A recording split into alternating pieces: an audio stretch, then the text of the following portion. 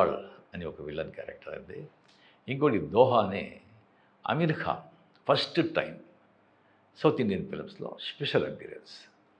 ఆయన కెరియర్లోనే ఒక స్పెషల్ అపీరెన్స్ చేస్తున్నది ఇదే ఫస్ట్ టైం అమీర్ ఖాన్. దాని తర్వాత ఇంకా చాలా పెద్ద అట్రాక్షన్ ఏంటంటే కింగ్ మన నాగార్జున గారు దీంట్లో యాంటీ క్యారెక్టర్ విలన్గా చేస్తున్నారు. ఆ సబ్జెక్ట్ విని వెంటనే నేను వచ్చి ఆ క్యారెక్టర్ సైమన్ అది నేనే చేయాలని ఆశ. అంత నాకు ఎప్పుడూ విలన్ చేయాలంటే చాలా ఇష్టం. విలన్ కదా బేసిక్గా. ఆ క్యారెక్టర్ ఎవరు చేస్తారంటే అది అది అది చాలా స్టైలిష్గా ఉండాలి అండ్ ఫెంటాస్టిక్ క్యారెక్టర్. అది కరెక్ట్గా డైరెక్టర్ గారు వచ్చి ఒక 6 months ఆ క్యారెక్టర్ని ఎవరిని కావాలని చెప్పి దాని తర్వాత నాతో సార్ ఒకరితో మాట్లాడుతున్నాను. 6 times వచ్చి మీటింగ్ అయిపోయింది, సిట్టింగ్ అయిపోయింది. ఎలాగైనా ఆయన వచ్చి తీసుకొచ్చేస్తాను అని చెప్పారు. నాకు ఎవరు అని దాని తర్వాత ఉండే సార్ గుడ్ న్యూస్.